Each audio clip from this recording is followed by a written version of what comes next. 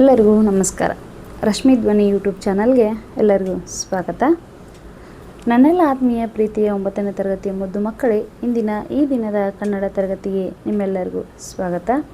ಮಕ್ಕಳೇ, ನಾವು ಕಳೆದ ದಿನ ತರಗತಿಯಲ್ಲಿ 9ನೇ ತರಗತಿಯ ಕನ್ನಡ ಭಾಷಾ ಪಠ್ಯಪುಸ್ತಕದಲ್ಲಿ ಬರ್ತಕ್ಕಂತಹ ಭಾಗ 2ರಲ್ಲಿ ಇರುವಂತಹ 5ನೆಯ ಗದ್ಯ ಭಾಗ ಪಠ್ಯಪುಸ್ತಕ ಸಮಿತಿ ರಚನಾ ಸಮಿತಿಯಿಂದ ರಚನೆಯಾಗಿರುವಂತಹ ಗದ್ಯ ಭಾಗ, ಅದು ಜನಪದ ಕಲೆಗಳ ವೈಭವ ಅನ್ನುವಂತಹ ಗದ್ಯ ಭಾಗವನ್ನು ನೋಡ್ತಾ ಇದ್ವಿ. ಇದರಲ್ಲಿ ನಾವು ಮಕ್ಕಳೇ ಜನಪದ ಕಲೆಗಳ ವೈಭವ ಈ ಪಾಠದಲ್ಲಿ ನಾವು ಪ್ರವೇಶ ಭಾಗವನ್ನು ನೋಡಿಕೊಂಡು ಅದಾದಮೇಲೆ ಪದಗಳ ಅರ್ಥವನ್ನು ನೋಡ್ಕೊಂಡಿದ್ವಿ. ಅದಾದಮೇಲೆ ಆಶಯ ಭಾಗವನ್ನು ತಿಳ್ಕೊಂಡಿದ್ವಿ, ಟಿಪ್ಪಣಿಗಳನ್ನು ತಿಳ್ಕೊಂಡಿದ್ವಿ. ಆಕರ ಅಂದರೆ ಪ್ರಸ್ತುತ ಈ ಪಾಠವನ್ನು ಯಾವುದರಿಂದ ಹೇಗೆ ಆಯ್ಕೆ ಮಾಡಿಕೊಳ್ಳಲಾಗಿದೆ ಎಂಬುದನ್ನು ನಾವು ತಿಳ್ಕೊಂಡಿದ್ವಿ. ಅದಷ್ಟೇ ಅಲ್ಲೇ ಕೂಡ ಜನಪದ ಕಲೆಗಳು ಅನ್ನುವಂಥದ್ದು ಒಬ್ಬರಿಂದ ಒಬ್ಬರಿಗೆ ಬಂದಿರುವಂಥದ್ದು.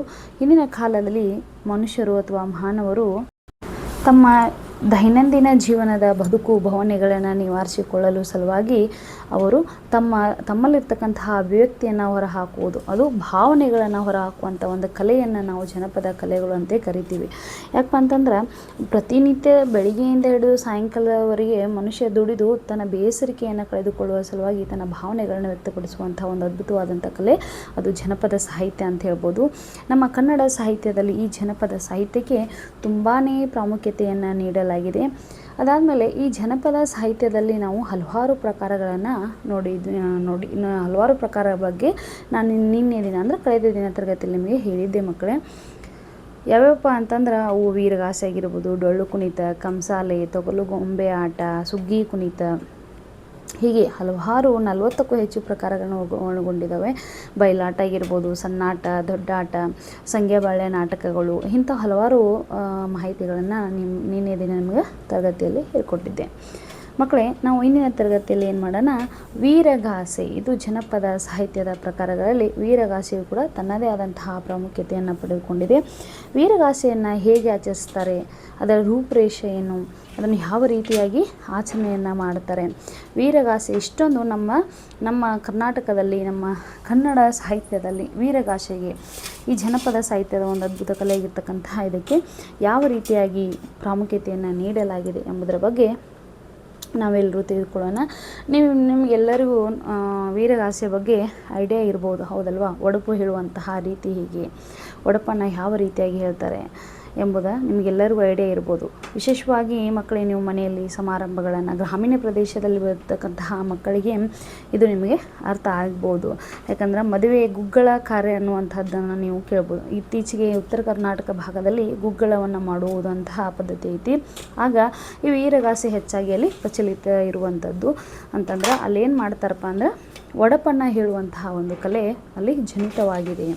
ನಿಮಗೆ ಯಾವ ರೀತಿಯಾಗಿ ಒಡಪನ್ನು ಹೇಳ್ತಾರೆ ಎಂಬುದನ್ನು ಮುಂದೆ ಪಾಠ ಹೇಳ್ತೀನಿ. ಈಗ ಪಾಠವನ್ನು ಪ್ರಾರಂಭ ಮಾಡೋಣ. ಯಾರೆಲ್ಲ ಪಠ್ಯಪುಸ್ತಕವನ್ನು ತೆಗೆದಿಟ್ಟುಕೊಂಡಿಲ್ವೋ ಅವರೆಲ್ಲ ಪಠ್ಯಪುಸ್ತಕವನ್ನು ತೆಗೆದಿಟ್ಟುಕೊಳ್ಳಿ. ಪಾಠವನ್ನು ಪ್ರಾರಂಭ ಮಾಡೋಣ, ಬನ್ನಿ. ವೀರಗಾಸೆ ಶೈವ ಸಂಪ್ರದಾಯದ ಧಾರ್ಮಿಕ ವೀರ ನೃತ್ಯ, ಸಾಮೂಹಿಕ ನೃತ್ಯವನ್ನೊಳಗೊಂಡ ಕರ್ನಾಟಕದ ಜನಪದ ಕಲೆ. 2ರಿಂದ 30 ಮಂದಿ ಇದರಲ್ಲಿ ಭಾಗವಹಿಸುತ್ತಾರೆ. ಪಂಚವಾದ್ಯಗಳಾದ ತಾಳ, ಶ್ರುತಿ, ಚಮಾಳ, ಓಲಗ, ಕರಡೆ ಬಳಕೆಯಾಗುತ್ತವೆ. ಕರಡೆಯು ಕುಣಿತದಲ್ಲಿ ಅನಿವಾರ್ಯ ವಾದ್ಯ ಎನಿಸಿದೆ. ನೋಡಿ ಮಕ್ಕಳೇ, ವೀರಗಾಸೆ ಶೈವ ಸಂಪ್ರದಾಯದ ಧಾರ್ಮಿಕ ವೀರ ನೃತ್ಯ. ಮಕ್ಕಳೇ, ಶೈವ ಸಂಪ್ರದಾಯ ಅಂದ್ರೆ ಶಿವನನ್ನು ಹೆಚ್ಚಾಗಿ ಪೂಜೆ ಮಾಡುವವರು, ಶಿವನನ್ನು ಹೆಚ್ಚಾಗಿ ಆರಾಧಿಸುವವರನ್ನು ನಾವು ಶೈವ ಸಂಪ್ರದಾಯಸ್ಥರು ಅಂತೇಳಿ ಕರಿತೀವಿ. ಈಗ ವೀರಗಾಸೆ ಅನ್ನುವಂಥದ್ದು ಶೈವ ಸಂಪ್ರದಾಯದಲ್ಲಿ ನಾವು ಹೆಚ್ಚಾಗಿ ಕಂಡು ಬರುವಂಥದ್ದು. ಹೀಗಾಗಿ ಶೈವ ಸಂಪ್ರದಾಯಸ್ಥ ಅಂದರೆ ಶಿವನನ್ನು ಆರಾಧನೆ ಮಾಡುವಂತಹ ಜನರು ಏನು ಮಾಡ್ತಾರೆ, ಅವರು ಹೆಚ್ಚಾಗಿ ಇದನ್ನು ಜನಿತವಾಗಿರ್ತಕ್ಕಂಥ ಒಂದು ವೀರಗಾಸೆಯನ್ನು ನೃತ್ಯವನ್ನು ಪ್ರಾರಂಭಿಸುವಂಥದ್ದು ಮಾಡ್ತಾರೆ, ಅಂದರೆ ಆಚರಣೆಯನ್ನು ಮಾಡುವಂತಹ ಒಂದು ವೀರ ನೃತ್ಯ. ಈ ವೀರಗಾಸೆ ಎನ್ನುವಂತಹ ಕಲೆಯನ್ನು ನಮ್ಮ ಕರ್ನಾಟಕದ ಯಾವ ಭಾಗಗಳಲ್ಲಿ ಹೆಚ್ಚಾಗಿ ಆಚರಣೆಯನ್ನು ಮಾಡ್ತಾರೆ. ಕರ್ನಾಟಕದ ವಿಶೇಷ ಭಾಗಗಳಲ್ಲಿ ಕೂಡ ಎಲ್ಲ ಆಚರಣೆ ಮಾಡ್ತಾರೆ, ಬಟ್ ಅತಿ ಹೆಚ್ಚಾಗಿ ಆಚರಣೆ ಮಾಡುವಂಥದ್ದು ಯಾವ್ಯಾವ ಜಿಲ್ಲೆಗಳಲ್ಲಪ್ಪ ಅಂದ್ರೆ ತುಮಕೂರು, ಚಿತ್ರದುರ್ಗ, ಅದಾದಮೇಲೆ ಧಾರವಾಡ, ಬಳ್ಳಾರಿ, ಹೀಗೆ ಕೆಲವೊಂದು ಜಿಲ್ಲೆಗಳಲ್ಲಿ ಏನು ಮಾಡ್ತಾರಪ್ಪ ಅಂತಂದ್ರೆ ಈ ಶೈವ ಸಂಪ್ರದಾಯಸ್ಥ ಧಾರ್ಮಿಕ ನೃತ್ಯವಾಗಿರುವಂಥ ವೀರಗಾಸೆಯನ್ನು ಅಲ್ಲಿ ಆಚರಣೆಯನ್ನು ಮಾಡ್ತಾರೆ. ಈ ವೀರಗಾಸೆ ಎನ್ನುವಂಥದ್ದು ಧಾರ್ಮಿಕ ವೀರ ನೃತ್ಯ ಅಂತಲೇ ಹೇಳ್ಬೋದು. ಯಾಕಂದರೆ ವೀರತನವನ್ನು ಪ್ರದರ್ಶನ ಮಾಡುವಂತಹ ಒಂದು ಜನಪದ ಕಲೆ. ಅದಷ್ಟೇ ಅಲ್ಲದೆ ಸಾಮೂಹಿಕ ಒಂದು ನೃತ್ಯವಾಗಿದೆ. ಸಾಮೂಹಿಕ ನೃತ್ಯ ಅಂತಂದರೆ ಇದು ಒಬ್ಬರಿಂದ ಆಗುವಂಥದ್ದಲ್ಲ, ಗ್ರೂಪ್ ಆಫ್ ದ ಪೀಪಲ್ ಅಂತ ಏನು ಕರಿತೀವಲ್ಲ, ಇದು ಹಲವಾರು ಜನರನ್ನು ಒಳಗೊಂಡಂತಹ ಒಂದು ನೃತ್ಯ ಅಂತ ಹೇಳ್ಬೋದು. ಕರ್ನಾಟಕದ ಒಂದು ಸುಪ್ರಸಿದ್ಧ ಜನಪ್ರಿಯ ಕಲೆ. ಇಲ್ಲಿ ನಾವು ಈ ವೀರಗಾಸೆ ಎನ್ನುವಂತಹ ಈ ಜನಪದ ಕಲೆಯಲ್ಲಿ 2-30 ಜನ ಏನು ಮಾಡ್ತಾರೆ, ಇಲ್ಲಿ ಭಾಗವಹಿಸ್ತಾರೆ. ಅಂದರೆ 2ರಿಂದ ಹಿಡಿದು 30 ಜನರವರೆಗೆ ವೀರಗಾಸೆಯನ್ನು ಮಾಡುವವರು ಇದರಲ್ಲಿ ಭಾಗವನ್ನು ವಹಿಸ್ತಾರೆ. ಆಮೇಲೆ ಈ ವೀರಗಾಸೆ ಮಾಡುವಾಗ ಅವರಿಗೆ ಹಿಂದೆ ಬ್ಯಾಕ್ಗ್ರೌಂಡ್ ಮ್ಯೂಸಿಕ್ ಬೇಕಲ್ಲ, ಹೌದಾ? ಯಾವ್ಯಾವ ರೀತಿ ವಾದ್ಯಗಳನ್ನು ಅವರು ಬಳಸ್ತಾರೆ, ಆ ವಾದ್ಯಗಳ ಹೆಸರು ಏನಪ್ಪ ಅಂತಂದ್ರೆ ಪಂಚವಾದ್ಯಗಳಾದ ತಾಳ, ಶ್ರುತಿ, ಚಮಾಳ, ಓಲಗ, ಕರಡೆ ಬಳಕೆ ಆಗುತ್ತವೆ. ನೋಡಿ ಯಾವ್ಯಾವಪ್ಪ ಪಂಚವಾದ್ಯಗಳು ಅಂತಂದ್ರೆ ತಾಳವನ್ನು, ಶ್ರುತಿ, ಚಮಾಳ, ಓಲಗ, ಕರಡೆಯನ್ನು ಏನು ಮಾಡ್ತಾರೆ, ಇವುಗಳನ್ನ ಬಳಸ್ತಾರೆ. ಅದಷ್ಟೇ ಅಲ್ಲದೆ ಕರಡೆಯು ಕುಣಿತದಲ್ಲಿ ಅನಿವಾರ್ಯ ವಾದ್ಯ ಎನಿಸಿದೆ. ಕರಡೆ ಅನ್ನುವಂಥದ್ದು ವೀರಗಾಸೆಯ ಈ ಜನಪದ ಕಲೆಯಲ್ಲಿ ಪ್ರಮುಖವಾದಂತಹ ಒಂದು ಸಾಧನ ಅಂತಲೇ ಹೇಳ್ಬೋದು. ಇನ್ನು ವೀರಗಾಸೆ ಕುಣಿತದವರ ವೇಷಭೂಷಣ ಹೇಗಿರುತ್ತಪ್ಪ ಅಂತಂದ್ರೆ, ವೀರಗಾಸೆ ಕುಣಿತದವರ ವೇಷಭೂಷಣ ವಿಶೇಷವಾಗಿರುತ್ತದೆ. ಬಿಳಿಯ ಪಂಚೆಯ ವೀರಗಚ್ಚೆ, ತಲೆಗೆ ಅರಿಶಿನ ಅಥವಾ ನೀಲಿ ಬಣ್ಣದ ರುಮಾಲು, ಕಾವಿ ಬಣ್ಣದ ಕಸೆಯಂಗಿ, ಕೊರಳಲ್ಲಿ ರುದ್ರಾಕ್ಷಿ ಸರ, ಹಣೆಗೆ ವಿಭೂತಿ, ಕರ್ಣಕುಂಡಲ, ಸೊಂಟಪಟ್ಟಿ, ಬಿಚ್ಚುಗತ್ತಿ, ಕಾಲ್ಗೆಜ್ಜೆ ಧರಿಸುತ್ತಾರೆ. ನೋಡಿ ಈ ವೀರಗಾಸೆ ಕುಣಿತದವರ ವೇಷಭೂಷಣ ಹೇಗಿರುತ್ತಪ್ಪ ಅಂದ್ರೆ ಮಕ್ಕಳೇ, ಅವರು ಬಿಳಿಯ ಬಣ್ಣದ ಪಂಚೆಯನ್ನು, ವೀರಗಚ್ಚೆಯನ್ನು ಹಾಕಿರ್ತಾರೆ. ಈ ಹಳ್ಳಿಯಲ್ಲಿ ಗ್ರಾಮೀಣ ಪ್ರದೇಶದಲ್ಲಿ ಬೆಳೆದಿರ್ತಕ್ಕಂಥ ಮಕ್ಕಳಿಗೆ ಗೊತ್ತಾಗ್ಬೋದು ನಾನು ಹೇಳ್ತಕ್ಕಂಥದ್ದು. ಅಂದರೆ ಜನ ಅಲ್ಲಿ ಹಳ್ಳಿ ಅಜ್ಜ ಅಥವಾ ಮನೇಲಿರ್ತಕ್ಕಂಥವ್ರು ಕಚ್ಚೆ ಹಾಕ್ರಿ ಅಂಥೇಳಿ ಅಂತಿರ್ತಾರೆ, ಹೌದಾ? ಹೀಗಾಗಿ ನಿಮ್ಗೆ ಐಡಿಯಾ ಬಂದಿರ್ಬೋದು ಮಕ್ಕಳೇ. ವೀರಗಚ್ಚೆ ಅಂದ್ರೆ ಒಂದು ದೋತರ ಟೈಪ್ ಇರುತ್ತದು. ಆತ ಬಿಳಿಯ ಬಣ್ಣದ ಪಂಚೆಯನ್ನು ಏನು ಮಾಡ್ತಾರೆ, ವೀರಗಚ್ಚೆಯನ್ನು ಹಾಕೋದು. ತಲೆಗೆ ಅರಿಶಿನ ಅಥವಾ ನೀಲಿ ಬಣ್ಣದ ರುಮಾಲು ಅಂದ್ರೆ ಪಟಗ ಅಂತ ಕರಿತೀವಲ್ಲ, ನೀಲಿ ಬಣ್ಣದ ರುಮಾಲನ್ನು ಸುತ್ಕೋತಾರೆ. ಕಾವಿ ಬಣ್ಣದ ಕಸೆಯಂಗಿ ಅಂದರೆ ಕಸೆಗಳನ್ನು ಸೈಡಲ್ಲೇ ಆ ಸೈಡು ಈ ಸೈಡ್ ಕಟ್ಟುವಂಥದ್ದು, ಬೆನ್ನಿಗೆ ಕಟ್ಟುವಂಥದ್ದು ಅಂಗಿಯನ್ನು ಹಾಕೋತಾರೆ. ಕೊರಳಲ್ಲಿ ರುದ್ರಾಕ್ಷಿ ಸರ ಇರುತ್ತೆ.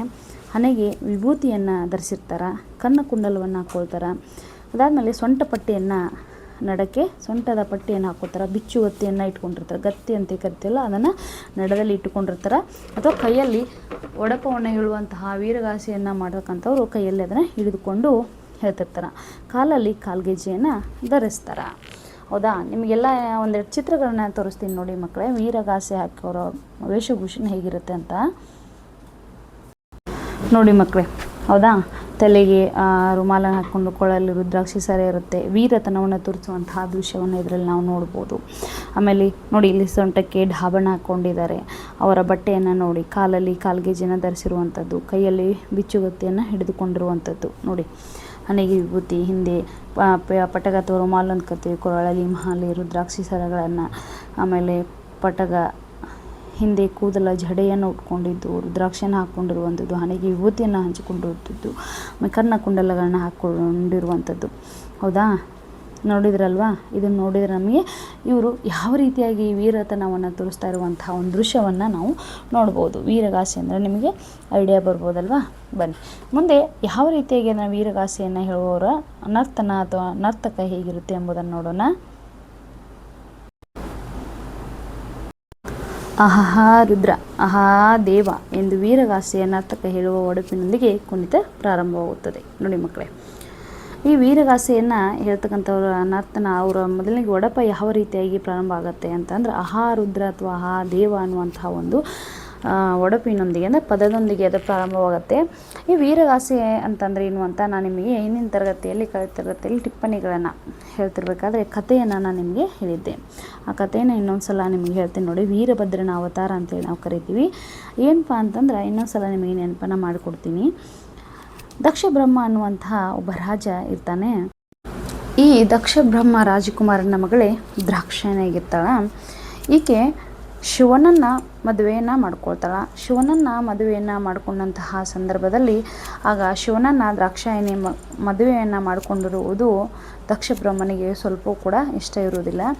ಆಗ ಮುಂದೆ ಏನಾಗುತ್ತೆ, ಒಂದು ದಿನ ದಕ್ಷ ಬ್ರಹ್ಮ ಒಂದು ಯಾಗವನ್ನು ಅಂದರೆ ಯಜ್ಞವನ್ನು ಮಾಡಲಿಕ್ಕೆ ಪ್ರಾರಂಭವನ್ನು ಮಾಡ್ತಾನೆ. ಆ ಯಜ್ಞಶಾಲೆಗೆ ಎಲ್ಲ ರೀತಿಯಾದಂತಹ ದೇವಾನುದೇವತೆಗಳನ್ನ ಆಹ್ವಾನ ಮಾಡ್ತಾನೆ, ಶಿವನೊಬ್ಬನನ್ನು ಬಿಟ್ಟು.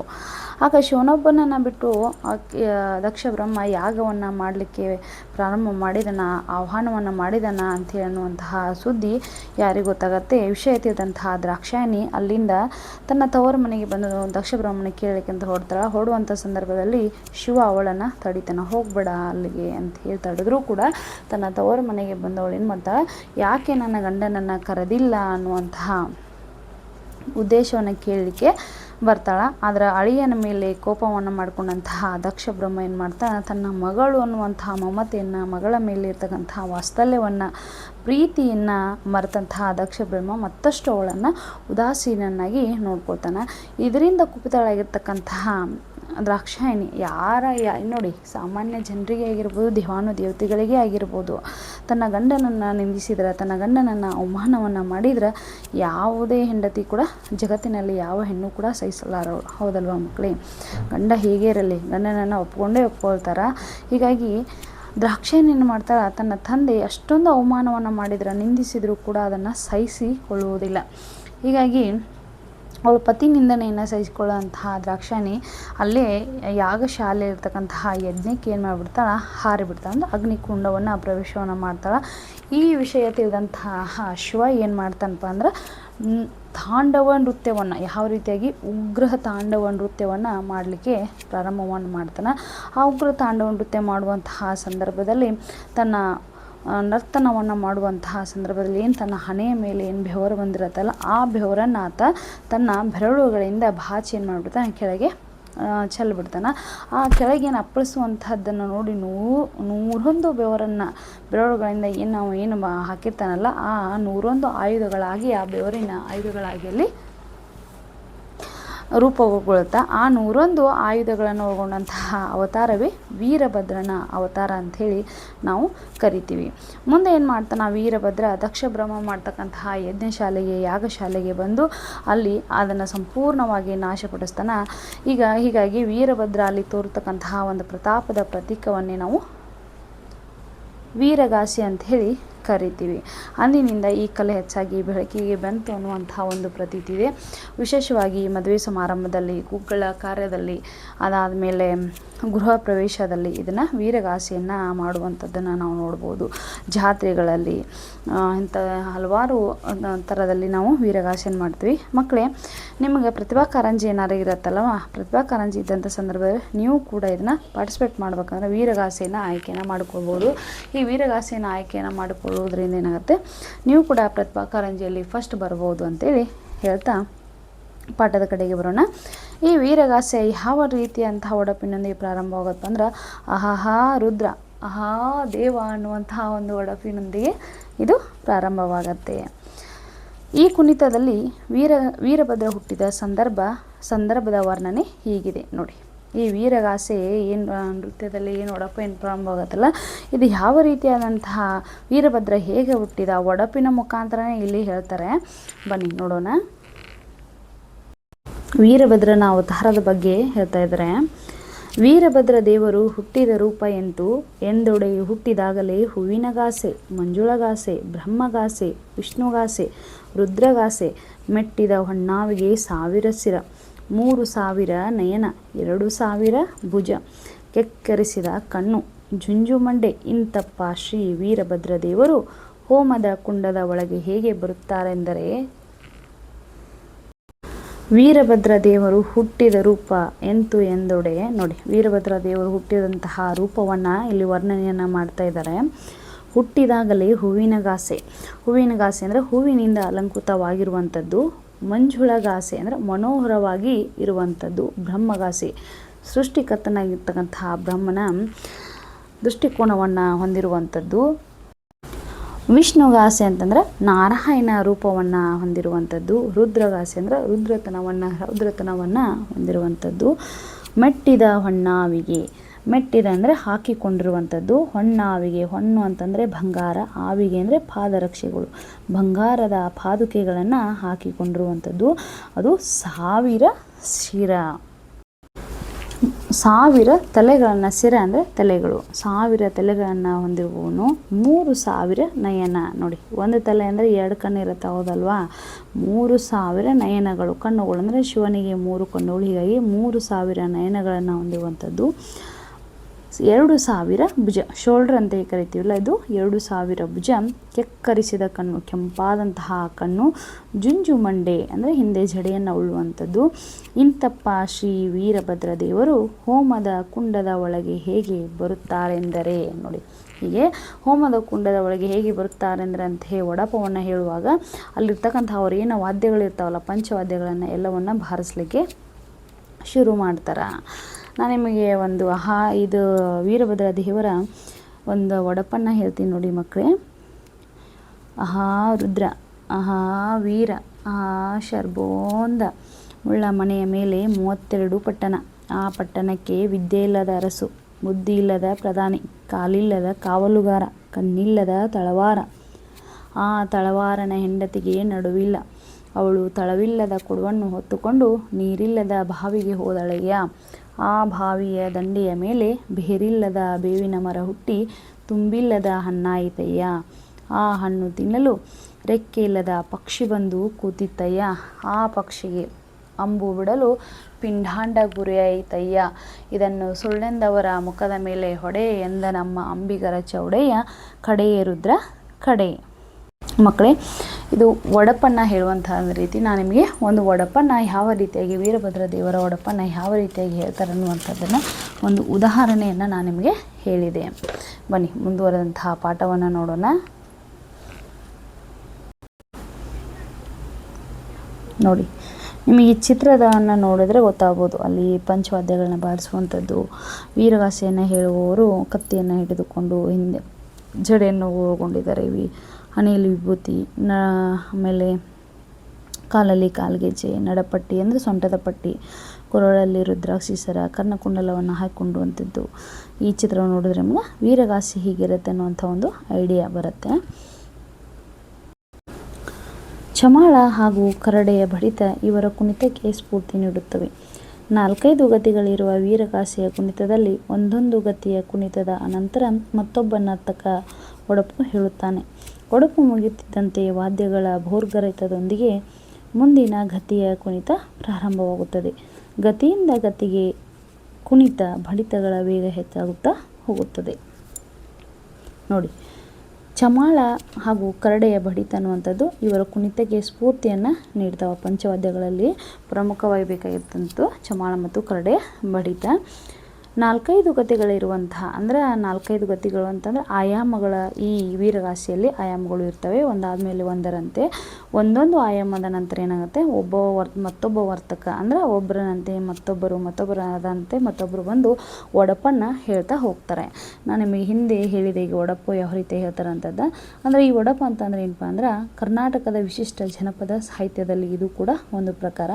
ಶ್ರಮಿಕ ವರ್ಗದವರು ತಮ್ಮ ಆಯಾಸವನ್ನು ತಾವು ದಿನನಿತ್ಯ ಏನು ದುಡಿದು ಬೇಸರಿಕೆಯನ್ನು ಪಟ್ಕೊಂಡಿರ್ತಾರಲ್ಲ, ಹೀಗಾಗಿ ಅದನ್ನು ಮರೆಯುವ ಸಲುವಾಗಿ ತಮ್ಮ ನೆನಪಿನ ಶಕ್ತಿಯನ್ನು ಇನ್ನಷ್ಟು ಇಮ್ಮಡಿಗೊಳಿಸ್ಬೇಕು ಅನ್ನುವಂತಹ ಉದ್ದೇಶದಿಂದ ಅವ್ರು ಏನು ಮಾಡ್ತಾರೆ, ತಮ್ಮ ಬೌದ್ಧಿಕ ಕೌಶಲ್ಯವನ್ನು ಮೆರೆಯುವ ಸಲುವಾಗಿ ಬಳಸುವಂತಹ ಚಾಣಾಕ್ಷ ನುಡಿಗಣನ ಅಂತ ಹೇಳ್ಬೋದು. ಹೇಳಿದೆ ಅಲ್ವಾ, ಮೊದಲೇ ಹೇಳಿದಾಗೆ ಮದುವೆ ಮುಂಜಿಗಳಲ್ಲಿ, ಗೃಹ ಪ್ರವೇಶದಲ್ಲಿ, ಆಮೇಲೆ ಜಾತ್ರೆಗಳಲ್ಲಿ ಒಟ್ಟಾರೆಯಾಗಿ ಮನೋರಂಜನೆಗಾಗಿ ಚಾಲ್ತಿಯಲ್ಲಿರ್ತಕ್ಕಂಥ ಒಂದು ವಿಶಿಷ್ಟವಾದಂತಹ ಒಂದು ಸುಪ್ರಸಿದ್ಧ ಸಂಪ್ರದಾಯ, ಒಂದು ಪರಂಪರೆಯ ಸಂಪ್ರದಾಯ ಅಂತಲೇ ಇದನ್ನು ನಾವು ಹೇಳ್ಬೋದು. ಆಮೇಲೆ ಇದನ್ನು ನಾವು ಒಡಪನ್ನು ಹೇಳುವಂತಹ ಶೈಲಿ ಹೇಗಿರುತ್ತೆ ಅಂದರೆ ಒಬ್ಬರಾದ್ಮೇಲೆ ಒಬ್ಬರು ಏನು ಮಾಡ್ತಾರೆ, ಇದನ್ನು ಹೇಳುವಂತಹ ಒಂದು ಸುಂದರ ಶೈಲಿ ಅಂತಲೇ ನಾವು ಇದನ್ನು ಕರಿಬೋದು. ಒಡಪು ಮುಗಿಯುತ್ತಿದ್ದಂತೆ ವಾದ್ಯಗಳ ಅಂದರೆ ಒಡಪು ಮುಗೀತಂದರೆ ಆ ವಾದ್ಯಗಳೇನಿರ್ತಲ್ಲ ಅದು ಅವರು ಭೋರ್ಗರತೆ ಅಂದರೆ ಹೆಚ್ಚಾಗಿ ಅವರು ಕುಣಿತ ಪ್ರಾರಂಭವಾಗುತ್ತೆ, ಅಂದರೆ ಕುಣಿಲಿಕ್ಕೆ ಪ್ರಾರಂಭವನ್ನು ಮಾಡ್ತಾರೆ. ಅಂದರೆ ಹೆಚ್ಚಾಗಿ ತಾಳ ಮೇಳಗಳು ಏನಿರ್ತಲ್ಲ ಅವುಗಳನ್ನೆಲ್ಲವನ್ನು ಬಾರಿಸಲಿಕ್ಕೆ ಪ್ರಾರಂಭ ಮಾಡ್ತಾರೆ. ಹಾಗೆ ಅವರು ಕುಣಿತವನ್ನು ಪ್ರಾರಂಭ ಮಾಡ್ತಾರೆ. ಅಂದರೆ ಆಯಾಮದಿಂದ ಆಯಾಮಕ್ಕೆ ಕುಣಿತ ಮತ್ತು ಬಡಿತಗಳ ವೇಗ ಹೆಚ್ಚಾಗುತ್ತಾ ಹೇಗೆ ಹೋಗುತ್ತಲ್ಲ ಹಾಗೆ ಅವರು ಒಡಪು ಹೇಳುವಂಥ ಶೈಲಿಯು ಕೂಡ ಅಲ್ಲಿ ಹೆಚ್ಚಾಗ್ತಾ ಹೋಗ್ತದೆ. ವೀರಭದ್ರನ ಕುಣಿತ ಒಬ್ಬ ವ್ಯಕ್ತಿಯ ಕುಣಿತ. ನೋಡಿ, ಇದು ವೀರಭದ್ರನ ಕುಣಿತ ಅನ್ನುವಂಥದ್ದು ಒಬ್ಬ ವ್ಯಕ್ತಿಯ ಕುಣಿತ. ವೀರಗಾಸೆ ಸಾಮೂಹಿಕ ನೃತ್ಯ. ವೀರಭದ್ರ ಕುಣಿತಕ್ಕೆ ದಕ್ಷಿಣ ಕರ್ನಾಟಕ ಪ್ರದೇಶದಲ್ಲಿ ಲಿಂಗವೀರ ಕುಣಿತವೆಂದು ಹೆಸರಿದೆ. ಉತ್ತರ ಕರ್ನಾಟಕದಲ್ಲಿ ಪುರವಂತರ ಕುಣಿತವೆಂದು ಜನಪ್ರಿಯವಾಗಿದೆ. ವೀರಶೈವ ಸಂಪ್ರದಾಯದವರು ವಂಶ ಪಾರಂಪರ್ಯವಾಗಿ ಈ ವೃತ್ತಿಯನ್ನು ನಡೆಸಿಕೊಂಡು ಬರುತ್ತಿದ್ದಾರೆ. ವೀರಭದ್ರ ವೇಷಧಾರಿ ದಕ್ಷಯಾಗ, ವೀರಭದ್ರನ ಜನನ ಮತ್ತು ವೀರಭದ್ರನ ವಿಜಯ ಮುಂತಾದ ಒಡಪುಗಳನ್ನು ಹೇಳುತ್ತಾರೆ. ಇದಕ್ಕೆ ಖಡ್ಗ ಎಂದು ಕರೆಯುತ್ತಾರೆ. ಉತ್ತರ ಕರ್ನಾಟಕದಲ್ಲಿ ಒಡಪು ಎನ್ನುವರು ಮತ್ತೊಬ್ಬ ವ್ಯಕ್ತಿ ಬಲಲೇ ವೀರ, ಅಹಹಾ ವೀರ ಎಂದು ಕಾಕು ಹೇಳುತ್ತಾ ಜಾಗಟೆ ಹೊಡೆಯುತ್ತಾ ನಿಧಾನವಾಗಿ ವೀರಭದ್ರನ ಸುತ್ತ ತಿರುಗುತ್ತಾನೆ. ನೋಡಿ ಮಕ್ಕಳೇ, ಈ ವೀರಭದ್ರನ ಕುಣಿತ ಎನ್ನುವಂಥದ್ದು ಒಬ್ಬ ವ್ಯಕ್ತಿಯ ಕುಣಿತ ಅಂತ ಹೇಳ್ಬೋದು. ಇದು ವೀರಗಾಸೆ, ಇದೊಂದು ಸಾಮೂಹಿಕ ನೃತ್ಯ. ಹೌದಾ, ಗ್ರೂಪ್ ಆಫ್ ದ ಪೀಪಲ್ ಅಂತ ಏನು ಹೇಳಿದ್ನಲ್ವ, ಹೀಗಾಗಿ ಇದೊಂದು ಸಾಮೂಹಿಕ ನೃತ್ಯ. ವೀರಭದ್ರ ಕುಣಿತವನ್ನು ಎಲ್ಲೆಲ್ಲಿ ಏನೇನು ಅಂತ ಕರೀತಾರಪ್ಪ ಅಂದ್ರೆ, ನಮ್ಮ ದಕ್ಷಿಣ ಕರ್ನಾಟಕ ಪ್ರದೇಶಗಳಲ್ಲಿ ಇದಕ್ಕೆ ಲಿಂಗವೀರ ಕುಣಿತ, ಲಿಂಗಧೀರ ಕುಣಿತ, ಲಿಂಗವೀರ ಕುಣಿತ ಅಂತ ಕರಿತೀವಿ. ಇನ್ನು ನಾವು ಉತ್ತರ ಕರ್ನಾಟಕದ ಕಡೆಗೆ ಬಂದು ಅಂದ್ರೆ ಇದಕ್ಕೆ ಪುರವಂತರ ಕುಣಿತ ಅಂತೇಳಿ ಕರಿತೀವಿ. ಇನ್ನು ವೀರಶೈವ ಸಂಪ್ರದಾಯದವರು ಅಂದರೆ ಶಿವನನ್ನು ಆರಾಧನೆ ಮಾಡ್ತಕ್ಕಂಥವ್ರು ಇದನ್ನು ವಂಶ ಪಾರಂಪರ್ಯವಾಗಿ ಈ ವೃತ್ತಿಯನ್ನು ನಡೆಸಿಕೊಂಡು ಬರ್ತಾರೆ. ವೀರಭದ್ರ ವೇಷಧಾರಿಯಾದಂಥವ್ರು ಏನು ಮಾಡ್ತಾರೆ, ಅವರು ದಕ್ಷಯಾಗ ಅಂದರೆ ದಕ್ಷ ಬ್ರಹ್ಮನ ಕಥೆ ಏನದು ಹೇಳಿದ್ವಲ್ಲ ಅದನ್ನು ಒಡಪಿನೊಂದಿಗೆ ಹೇಳ್ತಾರೆ. ವೀರಭದ್ರನ ಜನನ ಹೇಗಾಯಿತು, ಆತನ ವಿಜಯ ಹೇಗಾಯಿತು, ದಕ್ಷ ಬ್ರಹ್ಮ ಯಾಗವನ್ನು ಯಾವ ರೀತಿಯಾಗಿ ಕೈಗೊಂಡ, ಅದನ್ನೆಲ್ಲವನ್ನು ಒಡಪಿನ ಮುಖಾಂತರ ಹೇಳ್ತಾರೆ. ಇದಕ್ಕೆ ನಾವು ಖಡ್ಗ ಅಂತ ಕರಿತೇವೆ. ಆಡುಭಾಷೆಯಲ್ಲಿ ಅದನ್ನು ಕರಿತಕ್ಕಂಥ ಖಡೆ ಅಂದರೆ ಆಹಾ ವೀರ ಅಂದ ತಕ್ಷಣ ಅಲ್ಲಿದ್ದಂಥ ಜನರು ಖಡೆ ರುದ್ರ ಖಡೆ ಅಂಥೇಳಿ ಹೇಳ್ತಾರೆ. ಉತ್ತರ ಕರ್ನಾಟಕದಲ್ಲಿ ಇದಕ್ಕೆ ಒಡಪು ಅಂತ ಕರೀತಾರೆ. ಮತ್ತೊಬ್ಬ ವ್ಯಕ್ತಿ ಬಲಲೇ ವೀರ, ಆಹಾ ವೀರ ಎಂದು ಕಾಕು ಹೇಳುತ್ತಾ ಅಲ್ಲಿ ಜಾಗಟೆ ಬಿಡಿತಾನೆ. ಕೈಲಿರ್ತಕ್ಕಂತಹ ಜಾಗಟೆನ ಬಿಡ್ತಾ ಒಬ್ಬ ಆತ ಆಹಾ ವೀರ ಅಂದರೆ ಬಲಲೇ ವೀರ, ಆಹಾ ವೀರ ಅಂತ ಹೇಳ್ತಾ ಖಡೆ ರುದ್ರ ಖಡೆ ಅನ್ನುವಂತಹ ಒಂದು ಮಾತಿನೊಂದಿಗೆ ಅದನ್ನು ಜಾಗಟೆ ಹೊಡಿತಾ ನಿಧಾನವಾಗಿ ಆತನ ಸುತ್ತ ತಿರುಗುವಂತಹ ಒಂದು ಕುಣಿತ ಅಂತಲೇ ಹೇಳ್ಬೋದು. ಸಾಮಾನ್ಯವಾಗಿ ಮದುವೆ, ಗೃಹ ಪ್ರವೇಶ, ಜಾತ್ರೆ, ಉತ್ಸವ, ಹಬ್ಬ ಹರಿದಿನಗಳಲ್ಲಿ ವೀರಭದ್ರನ ಕುಣಿತ ಏರ್ಪಡಿಸುತ್ತಾರೆ. ವೀರಗಾಸೆ ಸಾಮಾಜಿಕ ಸಂದರ್ಭಗಳಲ್ಲಿ ಮನರಂಜನೆಗಾಗಿಯೂ ಬಳಕೆಯಾಗುತ್ತಿದೆ. ಕುಣಿತ ನೋಡುವವರಿಗೆ ರೋಮಾಂಚನವನ್ನುಂಟು ಮಾಡುತ್ತದೆ. ನೋಡಿ, ನಾ ಹೇಳಿದ್ನಲ್ವಾ, ಈ ವೀರಗಾಸೆ ಅಥವಾ ಇದೇನು ಅಂತೀವಲ್ಲ ವೀರಭದ್ರನ ಅವತಾರವನ್ನು ತಾಳದಿರತಕ್ಕಂತಹ ಇದನ್ನು ನಾವು ಮದುವೆಗಳಲ್ಲಿ, ಗೃಹ ಪ್ರವೇಶಗಳಲ್ಲಿ, ಜಾತ್ರೆಗಳಲ್ಲಿ, ಉತ್ಸವಗಳಲ್ಲಿ, ಆಮೇಲೆ ಹಬ್ಬ ಹರಿದಿನ ಸಂದರ್ಭಗಳಲ್ಲಿ ಈ ಕುಣಿತವನ್ನು ಅಂದರೆ ವೀರಭದ್ರನ ಕುಣಿತವನ್ನು ಮಾಡ್ತೀವಿ. ಆಮೇಲೆ ವೀರಗಾಸೆ ಸಾಮಾಜಿಕ ಸಂದರ್ಭದಲ್ಲಿ ಇದೊಂದು ಮನರಂಜನೆ ನೀಡುವಂಥದ್ದು ಆಗೈತಿ.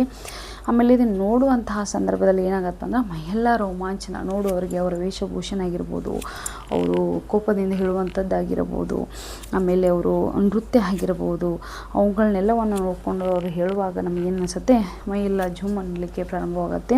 ಅಂದರೆ ಅಷ್ಟೊಂದು ಇಂಟ್ರೆಸ್ಟಾಗಿ ಆಸಕ್ತಿಯಿಂದ ಅದನ್ನು ನೋಡಬೇಕು ಅಂತ ಅನಿಸುತ್ತಾ ಮೈಯೆಲ್ಲ ರೋಮಾಂಚನಕಾರಿ ಆಗುವಂಥ ಒಂದು ದೃಶ್ಯ ಅಂತಲೇ ಹೇಳ್ಬೋದು. ಇದನ್ನೆಲ್ಲ ನೀವು ಮದುವೆ ಸಮಾರಂಭಗಳಲ್ಲಿ ಗುಗ್ಗಳ ಕಾರ್ಯ ಅಂತ ಕರೀತಾರೆ ನೋಡಿ, ಅಂತಹ ಗುಗ್ಗಳ ಕಾರ್ಯ ಮಾಡುವಾಗ ಇವುಗಳನ್ನೆಲ್ಲವನ್ನು ನೋಡ್ಬೋದು.